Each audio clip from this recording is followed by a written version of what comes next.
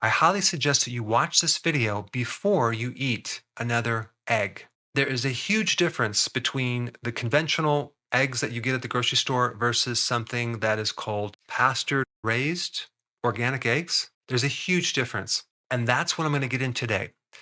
Unfortunately, even the expiration date is not regulated.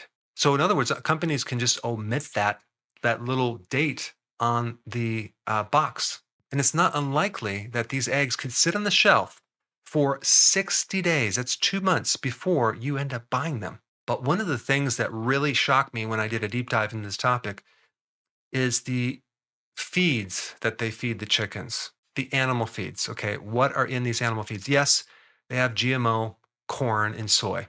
And that's very unnatural because these chickens were meant to consume bugs, insects, worms, flowers, seeds, things like that. But I found out that there's another ingredient called animal byproducts, or another name for that would be animal protein products. That would include the carcass of another animal, feathers, organs, blood, skin, even of the same species, and manure. And at first, I'm like, wait a second, that can't be true. But as I dug further into this topic, it's true. These animals are fed shit.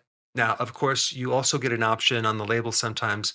They're fed vegetarian feeds, right? Well, I want to bring up a point about vegetarian feeds, and that would be corn and soy, no animal products, okay? But I also want to point out that it's very unnatural for a chicken just to consume grains without bugs, worms, things like that, which, by the way, are not vegan. And chickens are actually omnivores. So that leads me to the next topic about eggs relating to the color of the egg yolk. Some people have this idea that if you look at the color of the egg, it'll tell you the health of that egg, right? It makes total sense until you find out that they actually sell and use on a regular basis colored pigments, synthetic dyes to make the yolk look a certain color. Because if you don't do that, the consumer is not going to buy it. So honestly, this is just a way of tricking the consumer. The name of one of the dyes is called xanthins. And at least in Europe, they've restricted this to a certain amount because they found it causes crystals that develop on the retina. Now, as far as in America, I have no idea. But in nature, when you have a natural chicken that consumes what it's supposed to eat, you get a really nice gold yellow color of that yolk. That is all the natural antioxidants, especially the two nutrients called lutein as well as zeaxanthin, which are all necessary for your eye, for the retina. And so, an egg that has less of this rich pigment, the less of those antioxidants you're going to have. And there's not just those two. I mean, there's probably over 600 different carotenoids. They use dyes also to color the meat of the chicken to make sure it looks like a healthy chicken skin.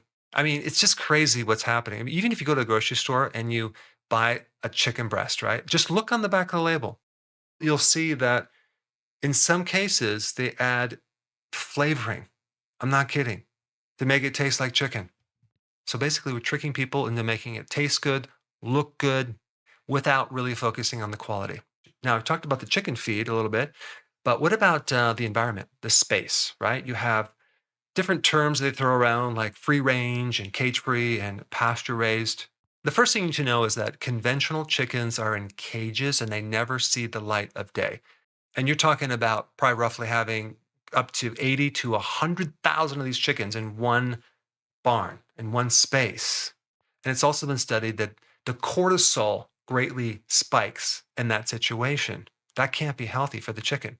And then we have something called cage free. It sounds a lot better, but all they do is they remove the cage, but they don't change the spacing. So, in order to be cage free, you actually have to have a foot of space for that chicken. So, you're still shoulder to shoulder, you're still in a closed space. Then you have free range, right? What does free range mean? Well, for free range, you get about 2 square feet of space. You have some limited outdoor access. There might be a hole in the barn where it can stick its head out to maybe see outside.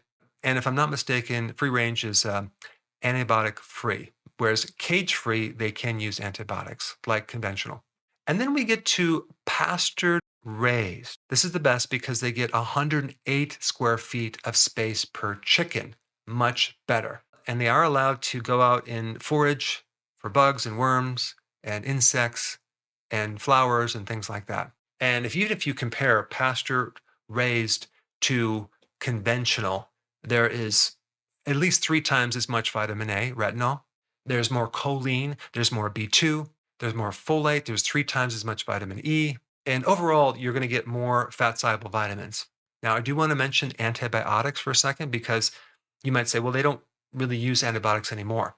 Well, worldwide, out of all the sale of antibiotics, 66% of all of those antibiotic sales are sold to farm animals. And in America, 80% of all antibiotics are used for farm animals. So, of course, when you get eggs, when you buy eggs, make sure it says antibiotic free, or even better yet, just do organic pasture raised eggs.